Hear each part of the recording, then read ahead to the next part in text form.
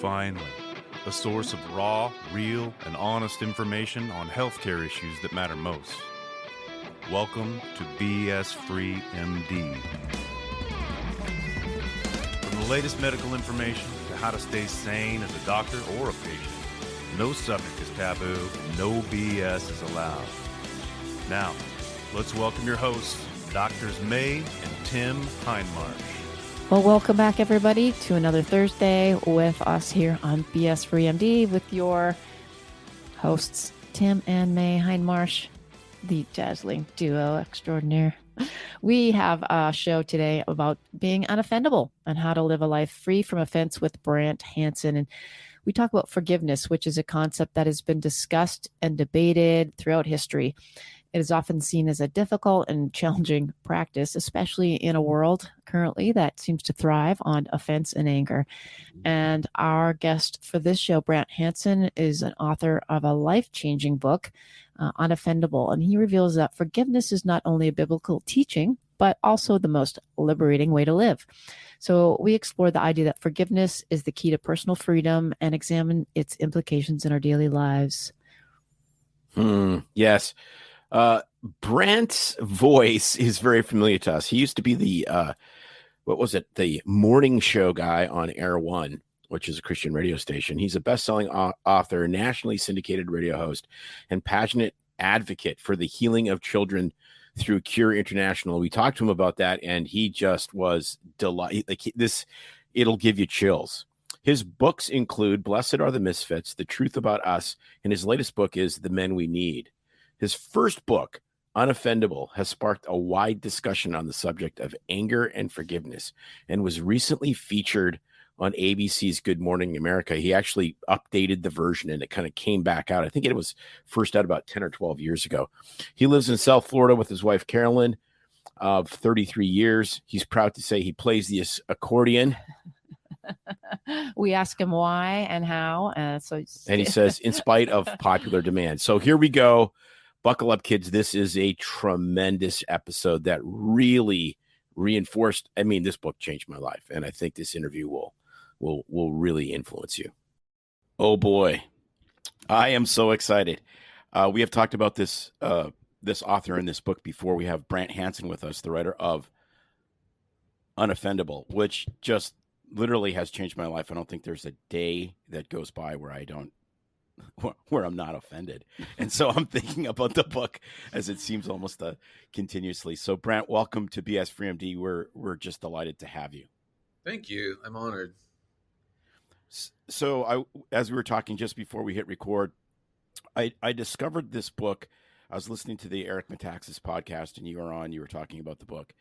I was driving up to the mountain to go skiing. I got stuck behind a bunch of traffic going really slowly, and I was obviously offended because I had something fun to do. Obviously. And so something happened and a wheel sensor in my vehicle freaked out and put my transmission to limp mode where I could only go about 25 miles an hour. So I had to turn around and come back home.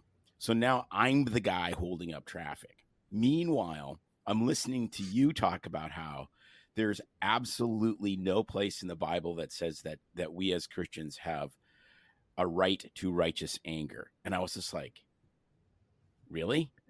And all the questions that came to my head, you started answering. I'm like, well, then how are we ever going to fight injustice? How are we ever going to get anything done if we're not motivated by anger? And your answers blew me away. I got home. No, actually, I went to the repair shop first. Then I went home and I bought the book. And I've just, I have been singing its praises because the culture is just a culture of offense. And when you understand that you don't have to be offended by everything, it is like a superpower in this environment. It is. It makes you so different, which it all makes sense, but you have to get over the teaching that we're supposed to be angry about stuff. Like anything that makes God mad should make me mad. I should hang up. Well, then you're going to be angry about everything for the rest of your life because there's something going on the planet and they're going to scroll it on Fox or on MSNBC or your, anger delivery mechanism of your choice. But there's always something legitimately horrible that someone is doing. But we're not made, physiologically, we're not made to be angry all the time. Like, this cannot be. And I just started asking questions as a radio host. I was genuinely asking, like, I know we're supposed to be angry about stuff, but how long are we supposed to stay angry about this issue or that crime that happened? Like, and no one could answer it. How long are we supposed to stay angry? And the reason is that it becomes an incoherent question at some point, because the Bible doesn't talk about anger that humans are supposed to have. Righteous anger is only God's in the Bible, and that is so counterintuitive. So it does take me a little while to unpack. I even remember that interview with Eric, and I know he's a busy guy. I've been on his show a few times, but he didn't even understand at first when I was talking about it. Like, I had to convince him. The irony of that is I'm actually saying something that Bonhoeffer said, and he's written this book about Bonhoeffer that's so good. But Jesus doesn't make a discrimination between righteous and unrighteous anger. We're actually just supposed to forgive people. So that sounds unrealistic, but it's really not. It becomes a way of life where you realize God has forgiven me, ergo, I forgive people not because they deserve it. They don't deserve it. I forgive people because I didn't deserve it. That's the basis for it. And it turns out to be the most freeing way to live. I love your story, though, because of the irony of I'm faulting these people for something, and then now I'm the problem, which is basically the human condition, right? So that's Jesus telling that story about the unmerciful servant who's forgiven much and won't turn around and forgive other people. It's like, we don't have righteous anger because we're sinners. God's not. He can be trusted with anger. I can't. Again, this is counterintuitive. 95% of people they think I'm nuts when I first start talking about it. Still, we talk it through. But yeah, I appreciate the honesty on that, because I've had that same sort of thing happen in traffic where I've been mad at somebody for doing the exact thing that I'm doing the next day. Yeah, Or the next minute. Didn't you tell that story in your book, I believe, right? About pulling into the parking lot, and then it was like you were the guy holding up someone in the parking lot. Like, I was mad because somebody had pulled out too far. It's hard for me to turn into the gym parking lot. And I'm like, dude, what are you doing? And the next day, I'm the one that's pulled out so I can see both ways, before I go. And someone else is trying to pull in and they can't.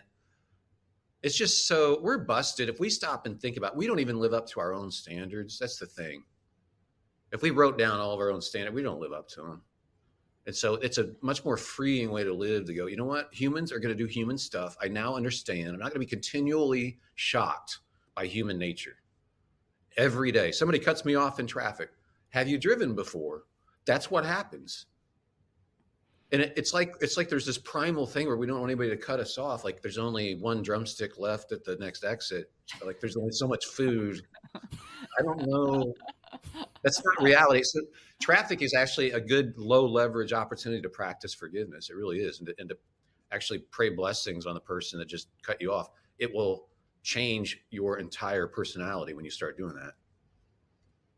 Interesting. So for me, traffic is not a thing, but I'm starting to think of, what's my triggers, and mine's all about sort of control, and when people are doing things that don't meet the rules, and I'm all about the rules and control.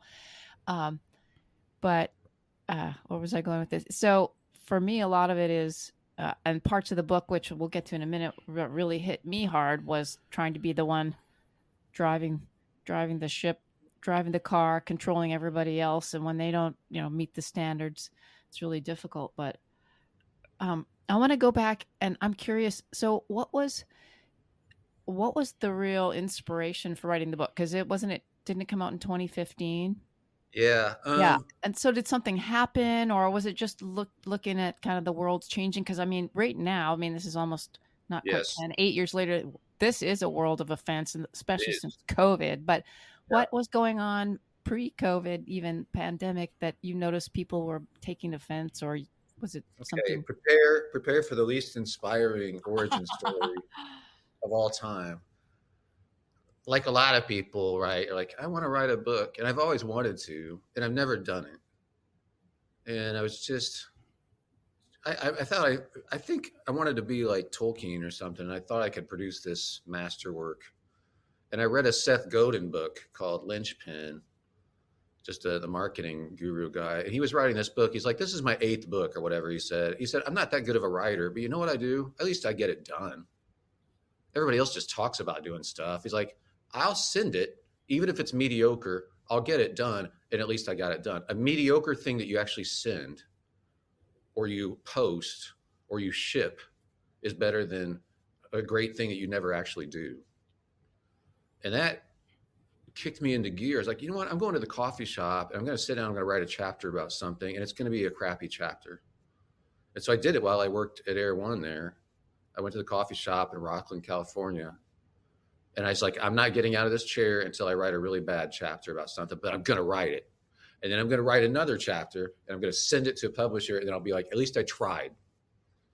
And so the anger thing just came out. I just started talking about anger. Maybe it's because I talked about it on the air about not understanding where this righteous anger thing comes from.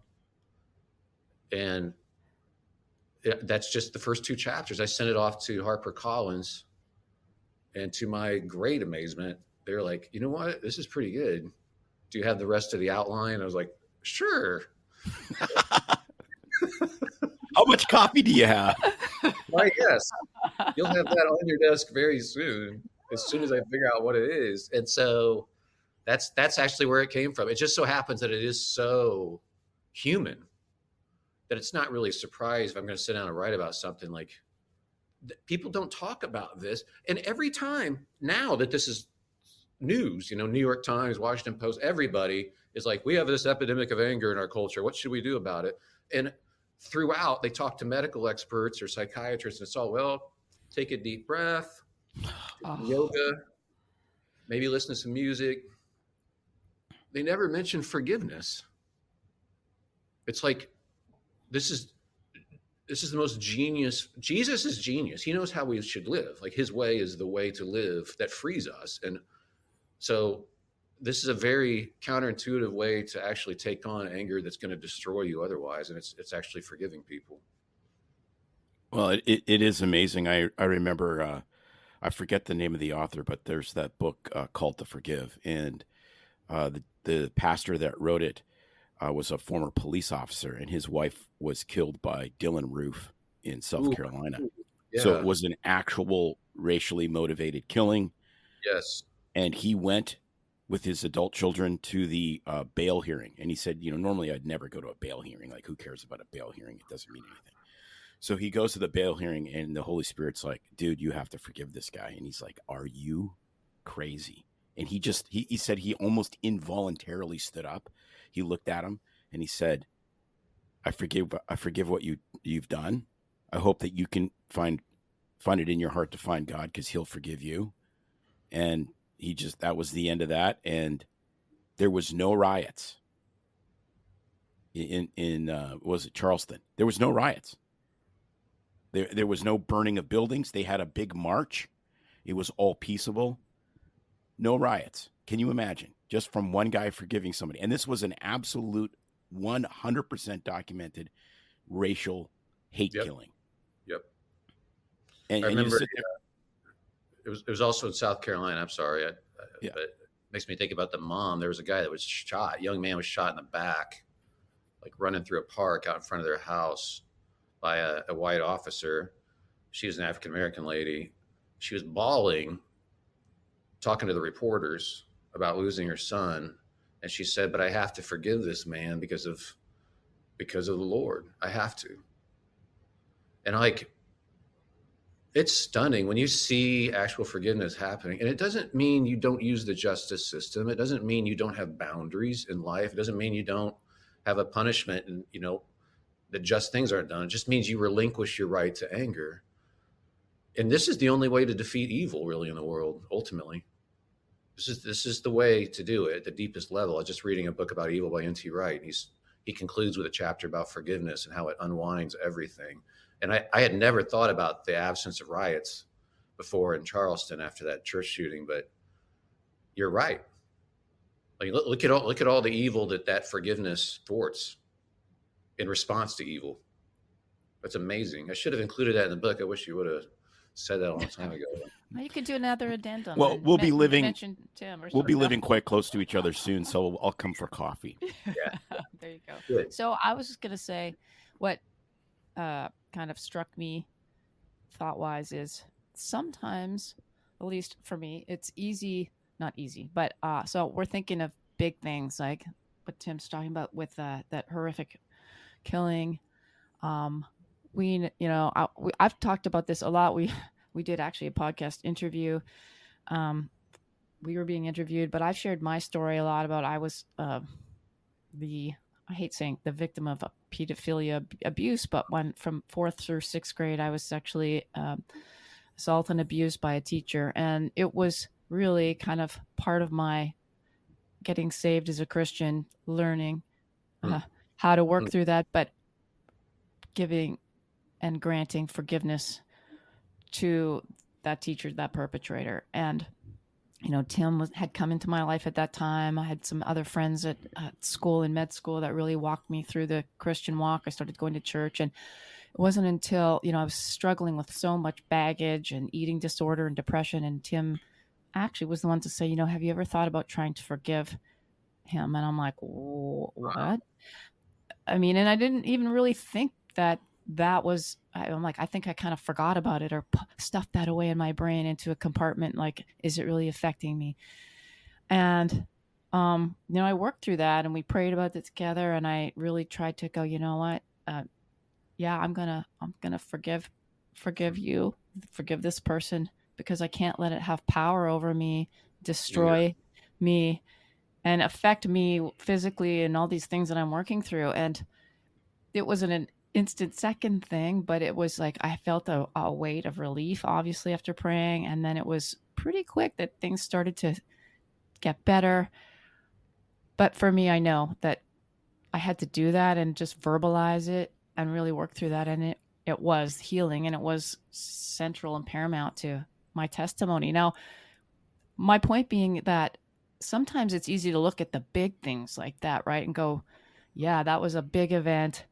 Someone's been hurting you emotionally, physically, through abuse, some trauma happens, and people go, wow, how do you do that? But for me, it's the day-to-day stuff. I can look driving back. For me. I've worked through that Right. and all that happened. And, I've done the counseling, and then I'm like, yeah, God is the one that was able to let me forgive him. But it's the day-to-day stuff. It's like the little things where I don't really think that I'm harboring this, I'm not, this unforgiveness, and just life events through work, or someone that's getting on my nerves, or someone, it's just like, why do they bug me, and why can't they do things right? And I guess it's that. How do we even recognize that little stuff is eating us up every day? I think it's good to recognize it when you can. And the way to address it may seem indirect, but literally when you do notice it, you do need to pray for the person that's driving you crazy, because that's effectively our enemy in that moment. So again, Jesus' way of living is so brilliant and freeing. As you're praying for somebody, it doesn't have to be this fancy prayer. I'm not good at fancy prayer. Jesus' prayer, he's like, pray like this. And he says, Our Father, it's a 22-second prayer. All right. It's not, we can do that. You can spend a few seconds and say, God, just bless that person today. Make her rest of her day just be filled with peace. Literally, as you're doing that, you'll feel your body temperature dropping. Yeah. Your heart slowing down. And then you actually start feeling compassionate towards this person. It's only been because of you controlling your own thoughts. That's what happened. You took captive this thought, and you turned it around, and you freed yourself. So there's even a proverb that says a gentle answer turns away wrath. And I've realized it turns away my wrath when I hear myself give a gentle answer. Like if you're having an argument on Facebook or something or whatever, somebody's got a ridiculous. Yeah, I don't know if you guys have ever gotten a discussion. I get sucked in, and it's so pathetic. Okay, and the kids get mad at me and like, Mom, what are you doing? I get it. So if you respond angrily, you will simmer about it into the night. Maybe you can't sleep. Maybe you wake up thinking about it, and then you have to check. Okay, that's one way to live. You could make your point, let someone have the last word, and say, hey, by the way, how are your kids doing? I forgot to ask. When you do that, you're releasing yourself to be able to enjoy the evening with your family. Like a gentle answer turns away their wrath. It turns away your wrath as well. I've just realized that. Mm-hmm. As you practice this, like any other practice, it starts to be second nature. And I'm telling you, those other things those little things that are inflaming, like hitting your inflamed elbow, I mentioned in the book, like you don't notice your elbow until it's inflamed, right? Then you're hitting it on everything. Well, a lot of times it's our ego that's inflamed or our schedule that's inflamed. Like we're just hurrying everywhere. So we're constantly hitting that elbow and something. But by teaching yourself to have a gentle answer and you're actually praying for your enemies, and at the beginning of the day going, I'm going to forgive people in advance today because they're going to do people stuff. My boss is going to do my boss stuff. My spouse is going to do my spouse stuff. Like that's what humans do. I'm forgiving them in advance. This becomes a practice that over time, you'll find yourself not getting angry very easily about much of anything. Seriously. And in the moment, then, if somebody parks in your spot, you naturally start to respond with, hey, you're in my spot. You're going to have to move. But you don't do it out of anger. It's because it's just a more natural response, which is honestly this is called discipleship. Actually, it makes you more Christ-like in the moment. Your own responses become different. You're becoming a different person. Your personality is renovated, and I think this is central to that. I mean, personally, professionally, as a physician, we have the privilege of like sitting in a room with someone one-on-one and hearing them unpack like their stories and their most deepest like struggles and burdens. And a lot of times I hear them go through all this stuff that I go, wow, like who knew you were going through all that? And so I've had so many times the light bulb moments, even then, when I go, we just never know what people are going through on the other side of this, life that we see them in. And as a doctor, I mean, I think to myself, I should know better, because once they start sharing and opening up to me in the office, I go, wow, they, to walk in their shoes, that they're going through a lot. And so I think just day to day, when we're out on the road or like the parking lot or the gym or the grocery store or something happens, I mean, I think all of us could stop and just go, we really don't know what happened. That person just could have found out they have cancer, or they could have just lost their job or something devastating that triggered them, or they're having a bad day. I try to pull that back into my little tiny brain for the moment, but we're all fallen and human, and it's difficult even for me knowing that, but I try to pull that back, but it's hard. But it's go ahead. I'm sorry. Sorry. It reminds me of there was an ancient medical study, and they looked at people that have type A personality tend to have more heart disease. And so they went back and they found these, like they were 4-track recordings that this psychologist had done with all these different personality types. It was back when they were coming up with the type A, type B personality types. They went back to the original recordings from like the late 50s or early 60s. And what they found was it wasn't type A personality. It was hostility. And they actually came up with a fractionation of personality called the hostility index. And what kills people is a high hostility index. So if a guy cuts you off in traffic and you have this fight or flight response, if you're hostile, it's that jerk did that to me because they're doing something to me intentionally. If it's not hostile, it's like, well, maybe they got distracted because they're, rushing to the hospital because their, child is ill or whatever. But it really is amazing. Like this hostility index is really poison for your heart. It is. So I spent a chapter on the physiological consequences of anger, and you nailed it. It's fight or flight, right? So all animals, all creatures have this fight or flight response, and it's good. So anger in itself isn't bad, but it's a fight or flight response to threat. The problem is, this is where I always quote Robert Sapolsky from Stanford, this primate neuroendocrinologist who's leading in his field. The problem is, he's like, humans are the only creatures that can imagine threats and get that same physiological. So that the cortisol spike, the adrenaline spike, the heart rate changes, blood pressure, insulin stuff. He's like, this takes a toll on your skin. This takes a toll on weight gain. This will make you look older. It will kill you. But humans are the only ones on the planet to get ulcers because we can imagine something that could happen next week. Well, zebras aren't doing that.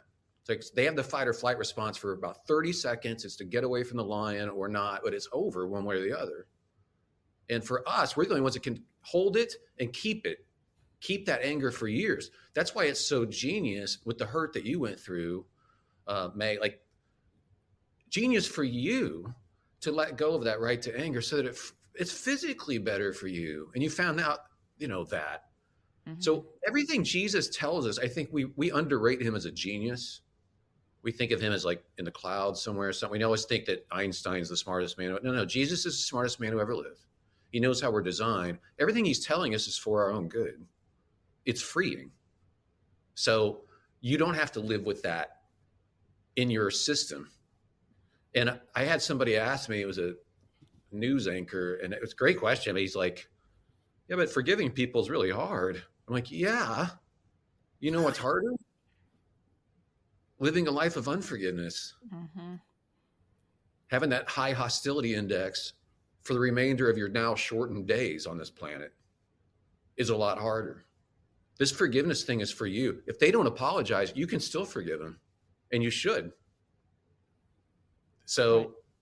it's the ticket out of here. It's just a lot better way to live. And it takes a while for people to see it. But man, that doesn't surprise me about the hostility thing. It's, again, you're giving me lots of fodder for the next edition, I guess. So that long-term, obviously that long-term harboring anger type stuff, people can go, yeah, I could see how, that's not good long-term. It's starting to wear on me physically, emotionally. I'm carrying that baggage. But I want to sort of challenge. I like to just challenge and throw this out there because we hear a lot of stuff lately, especially in the medical freedom world, from a lot of people that aren't Christian, but that are, especially with what's gone on. There should be a lot of anger about what has happened over the past few years with the pandemic, and you have to use that anger to like make change. And I'm like, yeah, but being negative and carrying that around, I mean, how's that affecting anything positive? And people are just going to see you as this hateful, angry warrior. I mean, but they're like, you can't get anything effectively done if you don't use anger to motivate you to like have a cause.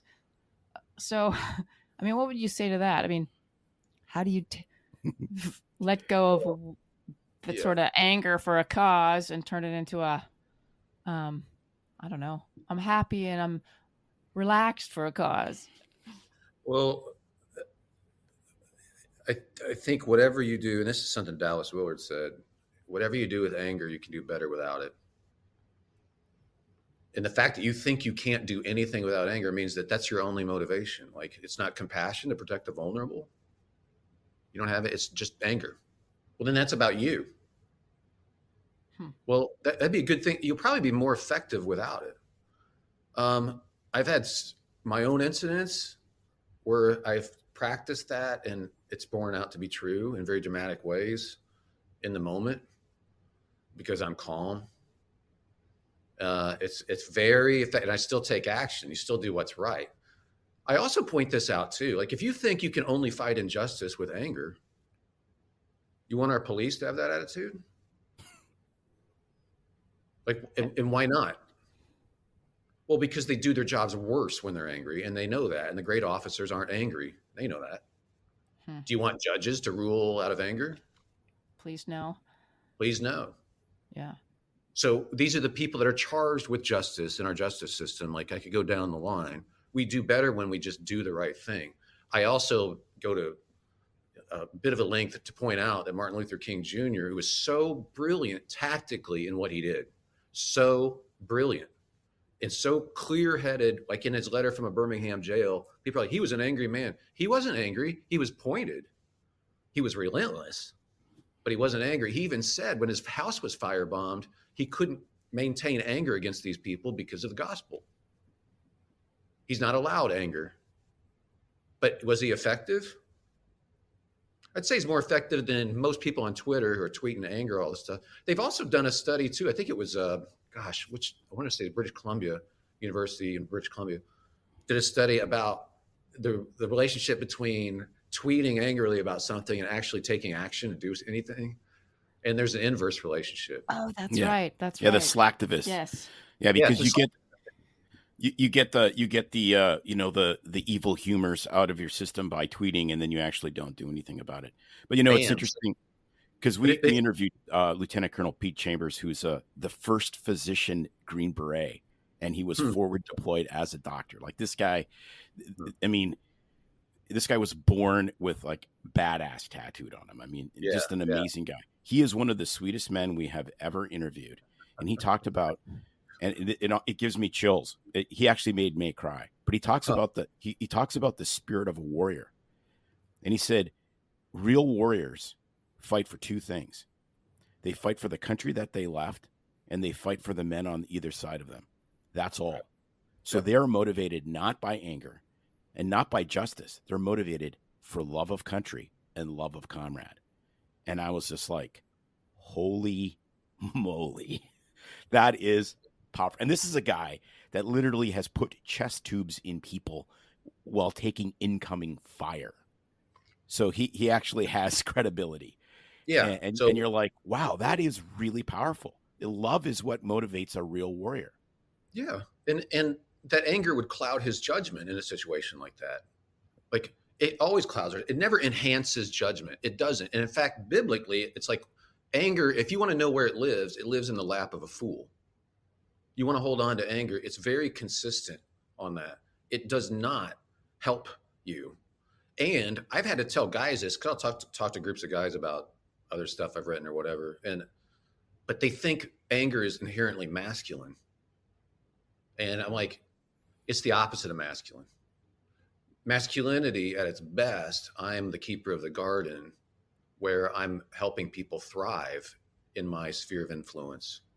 The vulnerable get to be secure because I'm there. My wife does not feel secure when I'm angry guy. No. But she's very attracted to me if I cool-headedly take action. She finds that I've done stuff. It was funny. I wrote about it in the Men We Need book, but in our, we're on the second floor here, a little townhome, but there was some ruckus going on out in the street with teenagers or college people. I don't know what they were doing, but it was late at night. And I was just like, we can go to sleep. We'll turn the noisemaker up. And my wife was like, no, this is making me nervous. She keeps getting up and looking out the window like, what's going on? I'm like, they'll disperse. It's not. She goes downstairs. I'm still lying in bed. And she's like, going to do something. I don't know. I'm like, I got to get out. This is ridiculous. So I put my clothes on. I go downstairs. I walk out the door to confront all these people. And they dispersed as I walked out the door. I don't even think they saw me. I literally, I think they were already going home or whatever. I walked back in the door and my wife's like, that was so hot. I said, I didn't do anything. And she said, but you were willing to. And that wasn't out of anger, but she finds that, and I've seen that in many, many cases, the security thing is what she intuitively knows is what I'm here for. She knows it. Yeah. So when I'm not cutting anybody down with veiled sarcasm or hesitating to bless her verbally, when I'm actually building her up and making her feel secure, she's wildly attracted to me. It's not anger. No wife wants to live with angry guy. She does want to live with cool-headed guy who's willing to do what it takes. Absolutely. I can attest to that as the female in this discussion. It's totally the truth. Totally the truth. Isn't it? And I have to tell guys too, they're like, no, masculinity, I need to be ripped and have this big truck or whatever. It's like, no. You can be men's health cover model guy. And if your wife feels insecure, she's not attracted. She'll resent all that time you spend with your body. Right. She'll actually not be attracted. And conversely, you don't have to be any of that ripped abs or whatever. You don't have to have any of it. And you make the people around you more secure just because you're there. Your wife is going to be like, that's my guy. Absolutely true. Yeah. Although May does like it. She likes it when I have more of a six-pack and less of a keg. Oh. She has told me that. Okay, well, incrementally, yeah. Anyway, so we're talking about the anger portion. The being unoffendable, obviously there's a lot of anger that comes out when people are offended. Oh, what do you think? I mean, going on in society right now with so many people being the whole offended thing, is it a lot of it is both Christians but non-Christian world? I mean, it comes down to ego, right? Like we feel we should be held to a higher standard, we deserve more, we're better than someone else. because everywhere you turn around, everyone's flipping offended. You know, now it's I hate the O word, offend. I'm offended. You offended me. It's like everywhere we turn around. Yeah, I think what's happened. This is maybe counterintuitive too, but I think the less Christian a culture gets, the more self-righteous it gets. Oh, absolutely. So people would associate Christianity with self-righteousness or religion, but at least there's a doctrine of grace for people who really want to follow Jesus. There's the idea of grace. I am also a sinner. But when you don't have that and you still have this drive to be a good person, which everybody does, that is the biggest self-delusion in psychology. There's the I'm a better driver than average. Like 80% of people think they're better than average. Right. There's all different, but the highest number is for are you a better person morally than average? 90% yes. Wow. Everybody, we want to perceive ourselves as being good people, but now we've got our own religious systems. And to prove that I'm a good person, I have to be like a Pharisee towards everybody who doesn't subscribe to my particular beliefs. So I literally will virtue signal to show that I'm a good person. And I think you've got more so like we have this drive to be a good person. If we don't justify ourselves through grace, through God, we have to justify ourselves somehow. And since we call it righteous anger, it must be righteous, right? So I can pat myself on the back if I get angry about X, Y, Z, A, B, C, D, E, all the way about everything all the time. I must be really a good person. It only stands to reason.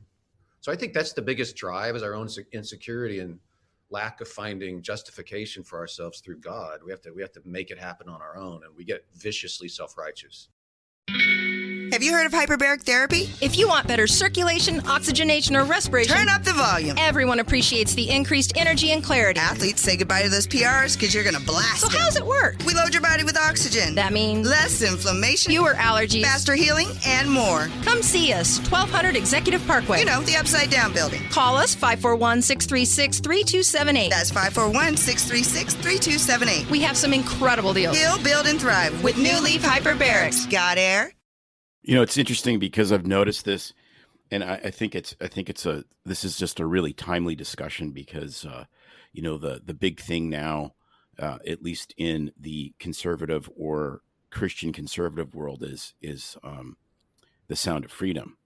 So this whole child trafficking thing, which is horrible. And yeah. I remember when I first kind of was awakened to this, I was actually riding my motorcycle back from Sturgis and I was listening to a podcast, and this guy this would have been like 2018 probably, and he was talking about how unbelievably gigantic the market for young children is in the United States. Like it is just this insatiably gigantic market. And I'm like, how can that be? And this was just before there was a big fight in Vegas. He said he said they will be importing children for a week or 2 weeks before this fight because so many rich people will be there wanting child prostitutes. And I was like, you're kidding. And so it's not like this is a new thing, but where I'm going with this is I get concerned that there's sort of an offendathon, and it's like the one side says, you know, you have to respect my pronouns. And then the other side gets super offended by that and says, yeah, but you guys are all, you know, you're the pedocrats, not the Democrats. And then it's just back and forth. And you know, I agree, I might agree politically or morally more with one side than the other. But if it's an offendathon, which I'm really nervous about a lot of these things, because I think there's a lot of things worth fighting for in our society. Of course. Yeah. It just becomes this soupy mess, and then nothing gets solved. Yeah. Yeah. And we've seen where people just now associate, well, Christians, they aren't angry about this stuff. They're angry about this other stuff. So that's how they're different. Like that can't be it. One thing that's very helpful to me is the New Testament is taken on new tones to me. Like a lot of the writings of Paul, given our situation where you're in a post-Christian, you know, environment, because that's where they were. I mean, it wasn't post-Christian, but it's just like, these were people being persecuted. I mean, there are horrible injustices happening at the time. And he was talking about praying for your authorities. And he was saying, as far as it is with you, you live at peace with people. Like, but what should happen is people see the love that you have for each other. and that you're an alien and stranger. And that's the thing that affects them. So this doesn't mean you don't vote. It doesn't mean you don't care. It doesn't mean you don't stand for what's right, take action, again, not out of anger, but it's like nothing is new and under the sun in terms of human nature. There's great injustices that were going on at the time. And he was still saying, put away anger and don't go to bed with, angry. We're supposed to be a different kind of people. And, that really resonates with me now because of so much obvious evil. I mean, it's very obvious evil. Like it seems very confident or it might not be confident. It might be actually really scared. So it's going a little crazy because it's very overt. The fact that in the Sound of Freedom case, the Bloomberg article was written by a guy to rip on the movie who turns out that he's an activist for minor attracted persons is what it's called. Yeah, I saw that. Yeah. So and he's an NBC News contributor. Like that's pretty out there, obvious evil. When CBS News covered that story, I don't know if you saw the original news item. You can look it up. And they covered that very story that Sound of Freedom was based on. It's like a 4-minute piece in the news. It's spellbinding. And they're like, this is awesome. This guy's a hero. This is amazing. Somehow now it's just evil is going to be with us. It's obvious. It's not that we don't do anything about it to protect children. We're just not doing it out of anger. We're doing it because it's the right thing and we want to protect the vulnerable. Which I think is an excellent segue. I could talk about your book for hours because it's just like, I mean, seriously, it honestly, practicing living like this is like a drink of water at the end of a marathon when it's 100 degrees outside. It is it is freeing. And I mean, it is for freedom that you were set free, right? I mean, this is really amazing. So speaking of protecting children, tell us about Cure. Oh, yes, I will happily. Cure is the best kept secret on the planet. It should not. I went to one of the hospitals the first time. I was like, how have I not heard about this? And it was at the hospital in Afghanistan. It's in Kabul, Afghanistan. I wound up going back there like 3 times because I loved it so much. But they said, well, we're kind of busy. We're surgeons and stuff. I'm like, yeah, but can I help? Because I can't do surgery, but I love it. I have a microphone. I can try to get the word out. Uh-huh. These are full-on orthopedic and neurosurgical hospitals. They're pediatric. They're in some of the poorest places in the world, like Niger, like part of the Philippines, where people don't have access to this sort of thing, where people have no money. And kids that would have been corrected in the U.S., lickety-split, wind up being 15 years old, can't walk. And a surgery would help, just orthopedic surgery or a neurosurgery, like for hydrocephalus. They're going to die if they don't get treated. Well, there was a believer, 2 believers, a married couple. He was an orthopedic surgeon and she was, I believe, a nurse. And they were like, we're believers. Why don't we heal the people? Why wouldn't we do that? So they started a hospital. It's now 8 hospitals and programs in 30 countries. Wow. But it's surgical stuff. We train the nationals to become surgeons. So like at our Ugandan hospital now, all the neurosurgeons are Ugandans. I love it. That's awesome. Yes. It's the coolest thing. They have trained American surgeons. American surgeons gone over there to learn the procedure that they use for hydrocephalus, which is without a shunt. Wow. It's remarkable. Wow. So it was invented because the guy who moved to that hospital, Ben Worf, who's now a professor at Harvard, he's a head of neurosurgery at Boston Children's, but he invented this procedure because the people couldn't come back to have their shunt replaced. They'd be 500 miles away. The kid's going to die. Right. So they've trained American surgeons. So these are full-on hospitals, and they're also fully overt about the fact that this is done in Jesus' name.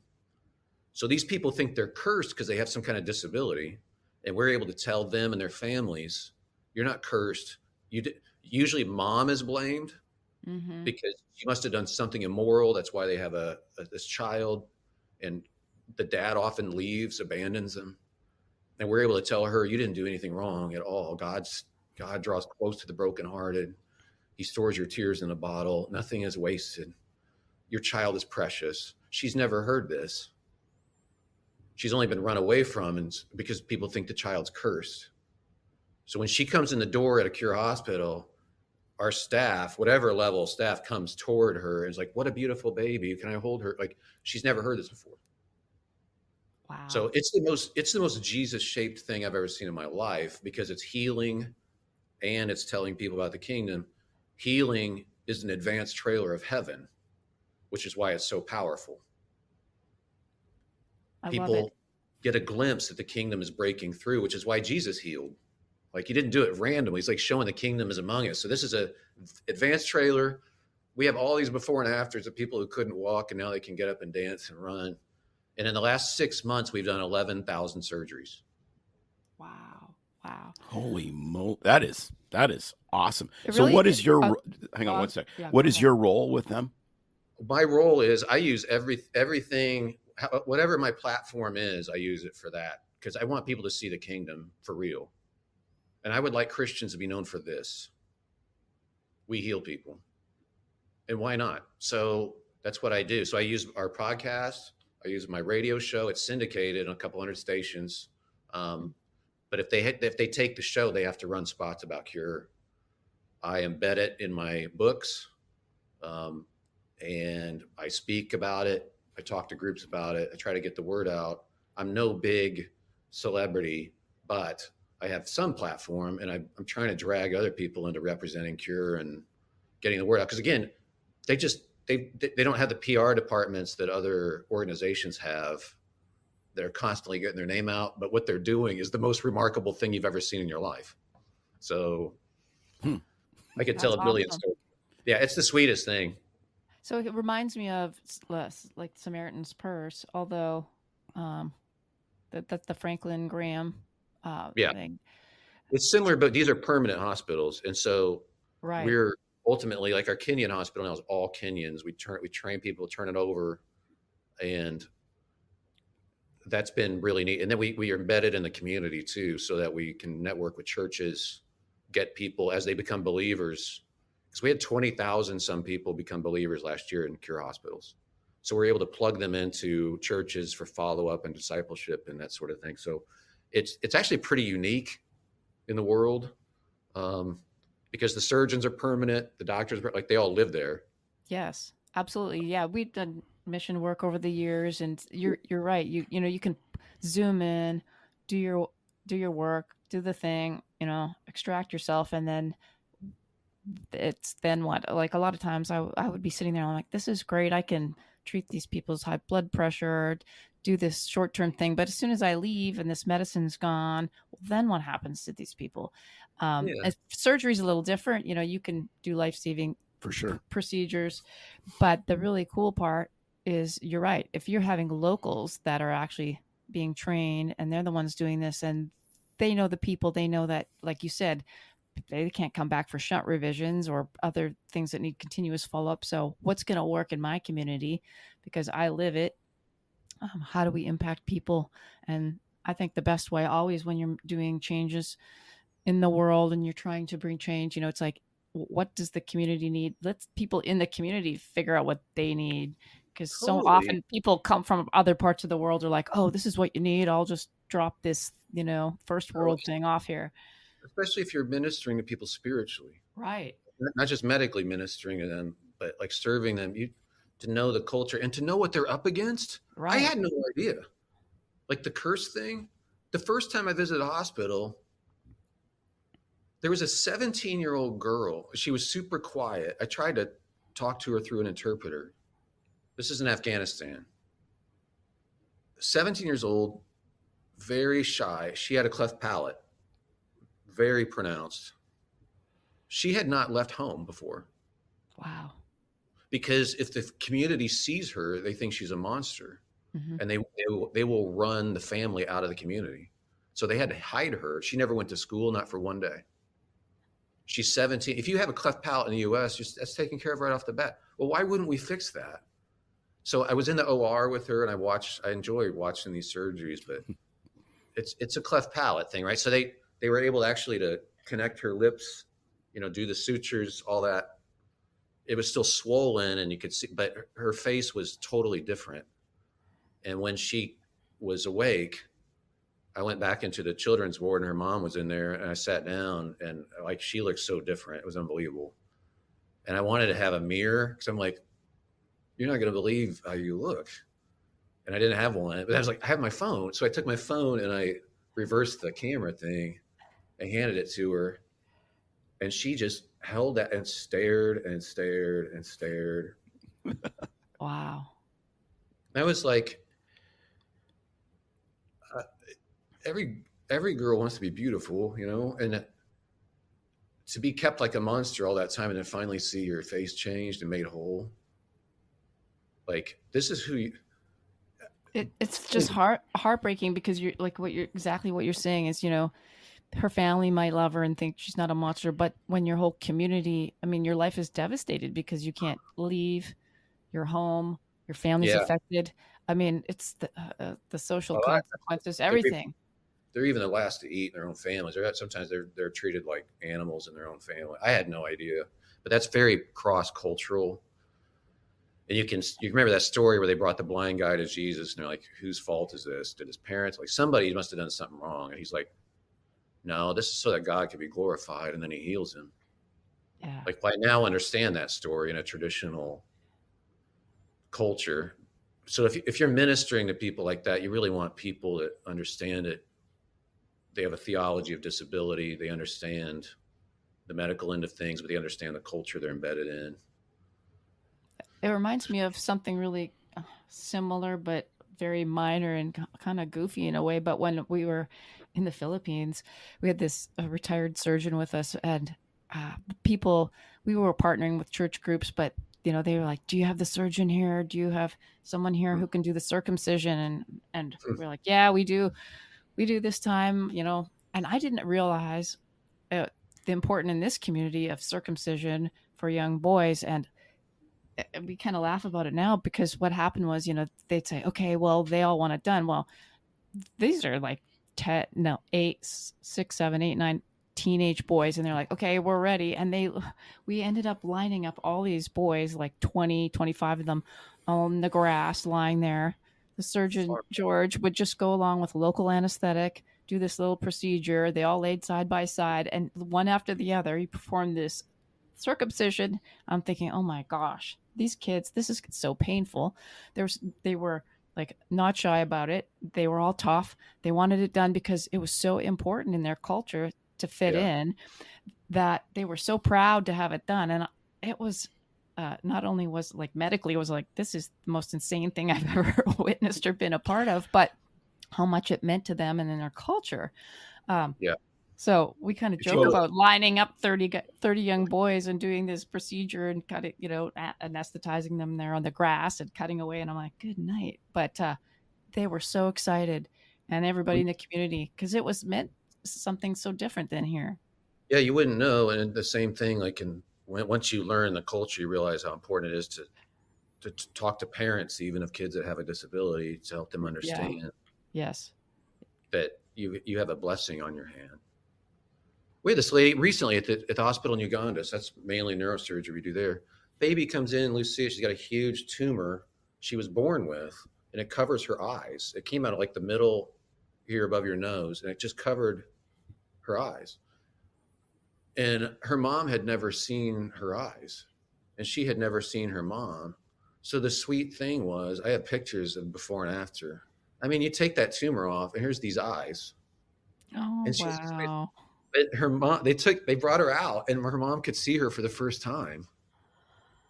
And they're both just staring at each other. Like, I've heard your voice before. I never saw it. And she said, I knew she was beautiful. I didn't know she was this beautiful. Is what she told us. So amazing. I know. It's like over and over, all the stories, these kids, like, holy smokes. Yeah. I mean, I'm even thinking of simple things. Like, I remember this one lady who was covered in one of the worst cases of psoriasis, you know, I've seen. And she was treated like an outcast just because of something. Like, you know, we walk around in society, Cyndi Lauper's doing a commercial for it. You know, people now recognize it, but over there, something like that. psoriasis all over the body is just Well, you're an outcast as well. I mean, most of the lepers in biblical times probably just Yeah. had eczema or Yeah. psoriasis, actually. That's really interesting. It does not take much, and No. you can face a lifetime of rejection. But holy smokes! If anybody wants to get involved with Cure, by the way, check it out. Yes. It's cure.org. You can even see the kids and their stories of the kids in the hospital now. Okay, Get their so backstories. it's CURE cure.org. Yeah. How to get involved in that. Yes. Well, so I'm going to jump back to another segment for a bit. And you mentioned you have a new book, or is it new? The Men We Need. Tell us a little bit about that, because we all need good men. You're welcome. Yeah. So I don't feel like we give people a picture of what it is, what masculinity actually is. That's beautiful. We can't, like, even the church doesn't say definitively, like, this is a masculine thing that's good. So we, even if we do men's ministry, a lot of times it's like, well, we'll go camping, we'll hunt, we'll do axe throwing or whatever. Like, Do you like axe throwing? I have nystagmus. Some guys move back and forth. Not a So good thing then. You don't want me at an accident. But I'm like, I don't think that's I think it's the trappings of masculinity. I think that's a secular script about masculinity. Yeah. And so I went back. I was like, what is it? What's the vision? If you could give a vision, and it would apply to even people like me who aren't outdoorsy, you know, more of an idea guy. Like, I have puppets. I play the flute, literally. Like, can I be masculine? Yes. Because I believe it's that job that God gave Adam originally, which was keeper of the garden. He failed at it. He was passive, utterly, completely failed. But God held him responsible. He was like, Adam, where are you? The guy I made to protect this garden. And when I say keeper of the garden, I mean, it's protection, but it's not just protection. It's cultivation of the vulnerable so that they can bloom around you. And I consider that my wife, like the kids around me in my home, but even beyond that, like getting to work with Cure, these little vulnerable shoots. Well, if I have any influence in my garden, they get to thrive. And as I alluded to earlier, I'm trying to tell guys, you don't do this just because women find it attractive, but it is true that they do, because they intuitively know that's what you're for. That's why if you ask women, what's the most attractive occupation? Firefighter every time. Like, because you're rescuing people, you're protecting them. And it's like, I'm telling guys, it's not because they have reflective pants, because I tried that. It's like, when I put up pictures on the wall, I did this years ago before I wrote this book, but I put pictures when I'm talking to groups of guys and ladies. Mm-hmm. And just randomly Googled images of men rescuing people. And in real, like out of a flood or a car flipped over. There's a couple good old boys out there pulling a baby out. There's a couple teenagers rescuing an animal from a flood. There's a soldier in Japan helping this woman out of a fire. It's just rescue stuff, guys. And I get done, and I haven't even introduced the topic yet. And I'm like, hey, ladies, I'm just curious as an aside, are those guys attractive? Yes. I'll go back and rewind, and I'll be, guys, look at these guys. Look at them. None of these guys are models. None of them. All different races, all over the world, not in shape or are in shape, all different sizes, wildly attractive. Like, what does it tell you implicitly about what masculinity is? And when we don't do it, when we're actually a threat to women, we're betraying our role. So the posery and the flexing or flirting with other women, that kind of stuff, you're actually a betrayal to a keeper of the garden. You're now the enemy in the garden, and your wife's not going to feel secure.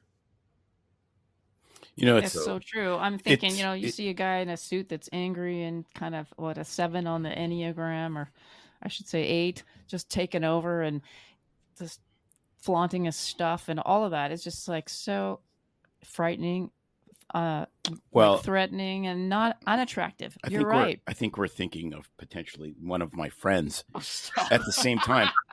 But it's fascinating because you think for yourself. Because I need to make this. But it begs a point. And this guy was very handsome, tremendous shape, fun guy to hang out with. Couldn't maintain relationships very well, but whatever, that's a different story. And we were off someplace. We were on a skydiving trip to Arizona, and this woman walks by, and I looked at her, and I looked at them, and I said, "Oh, did you see her? Like, she is just staggeringly beautiful." And they're like, "Well, don't look," or he was kind of chastising me, like, "Would you say that to your wife?" I said, "I absolutely 100% would say that to my wife. If somebody that beautiful walked by," I said, "if a Ferrari drives down in the middle of our small town, I would nudge man. I'd say, 'Did you see that?'"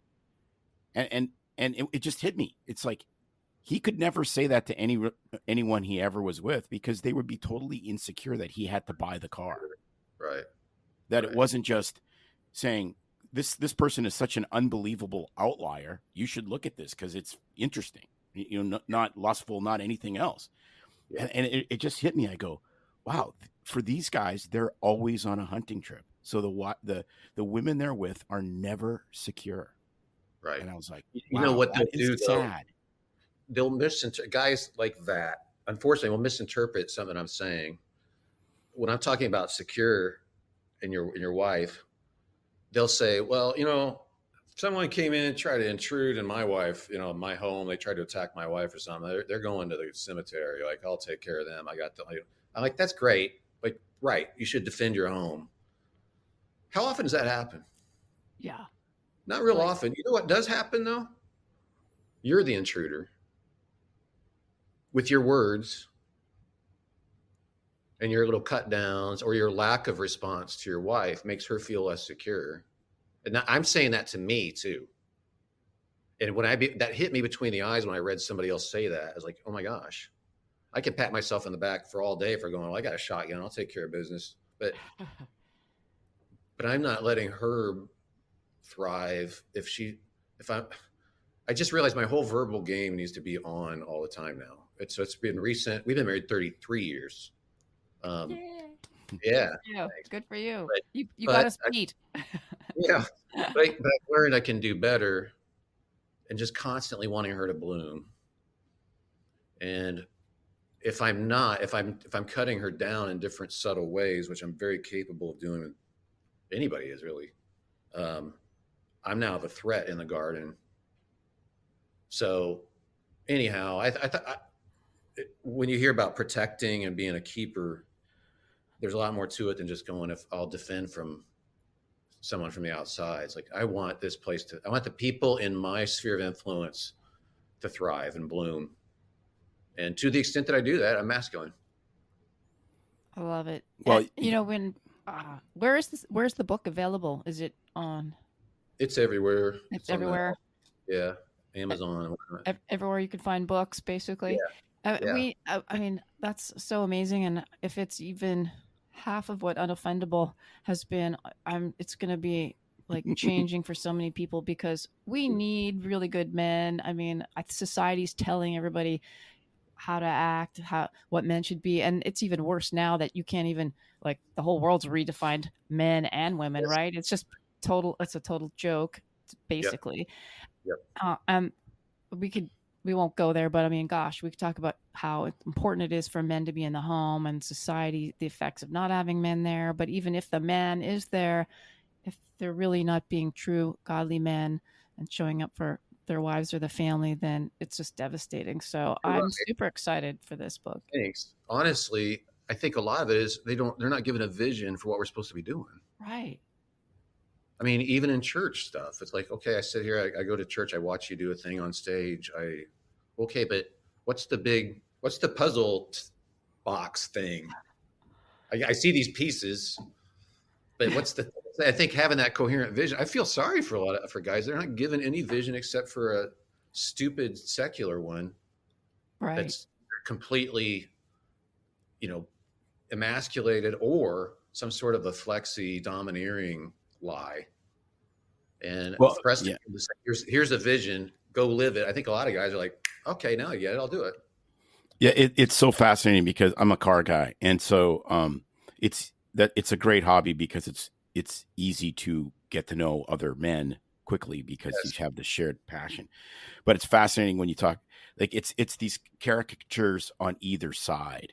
You know, Right. one is the giant Trump flags and the, you know, pickup truck that's jacked up to the sky on, you know, 38-inch wheels, and the other one is you know, the Prius with "Save the Baby Whales," you know, "My Body, My Choice" stickers all over the back of it, so you can't even see through the window. And I'm like, I think both those people are overcompensating a little bit too much.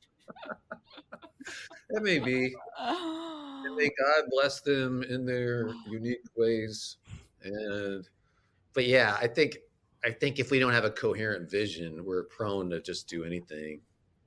I mean, so I try to make the book funny to the extent that, like, I'm not the guy you would have chosen to write a man book because I'm odd and a little awkward. I'm not outdoorsy and all that. But that's kind of why I did it. Because it's like, well, maybe my producer is a really brilliant woman from a background where they're all great athletes, or they're warehouse workers and hunters and everything. And when she started working with me, she's like, what in the world? But when she was in my house, she's like, your wife and your kids are so secure.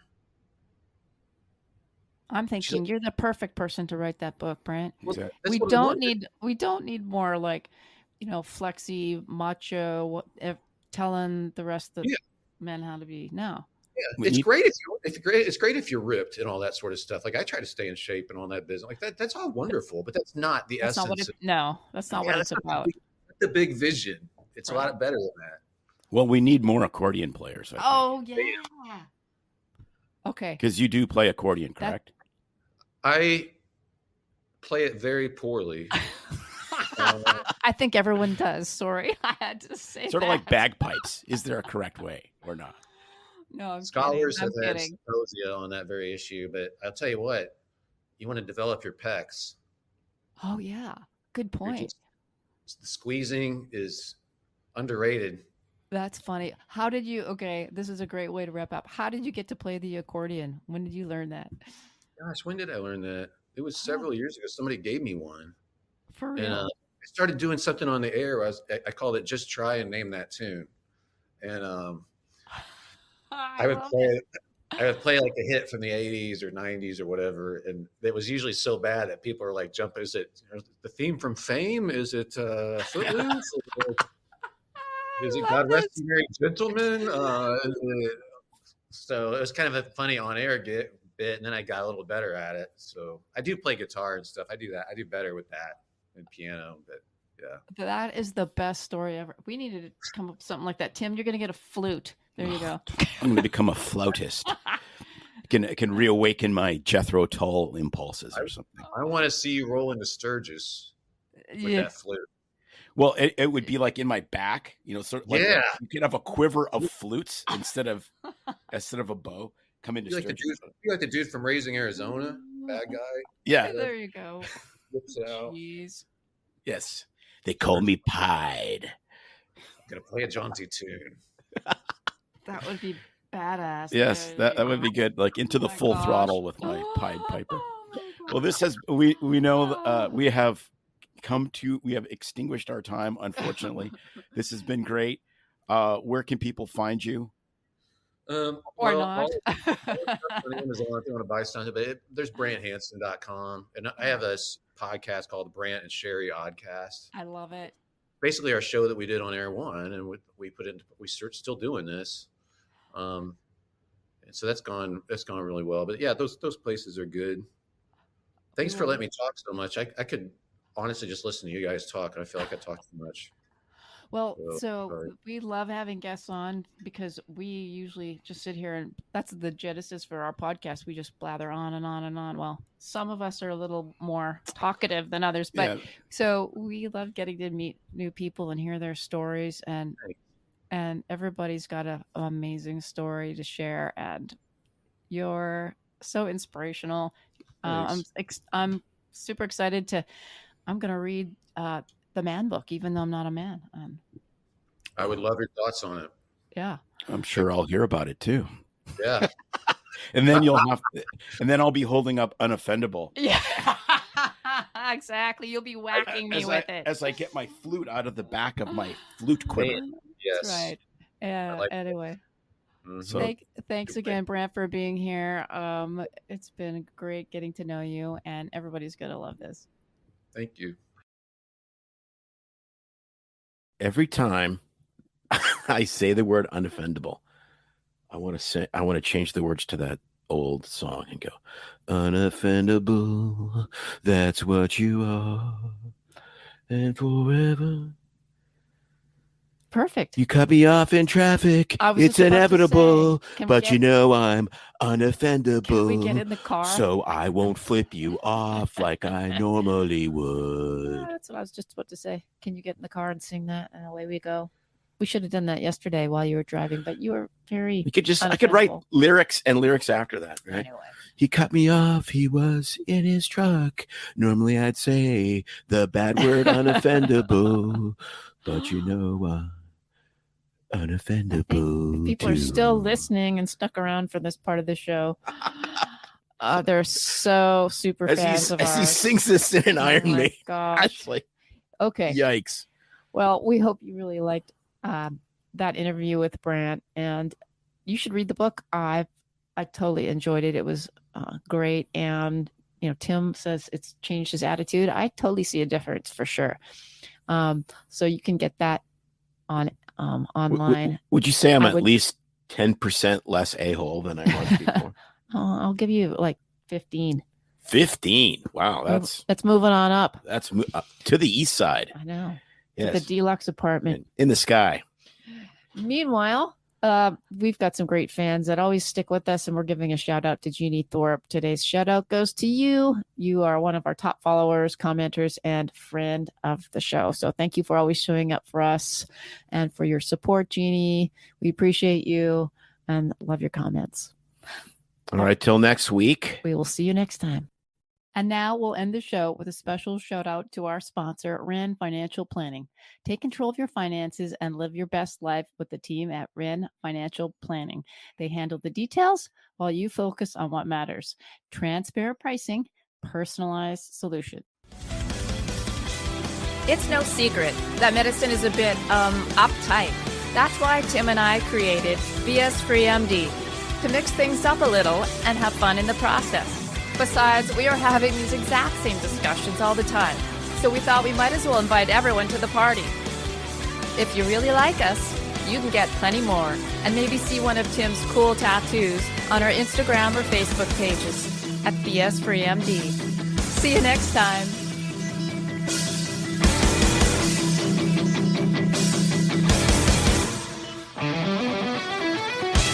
Well, we try to keep BS Free MD as raw and real as possible. We can't be held responsible for any medical decisions or discussions had as a result of what you've heard on the show. We know, bummer. But the truth is, we really do care about your questions. So feel free to reach out to us by email at doc@bsfreemd.com.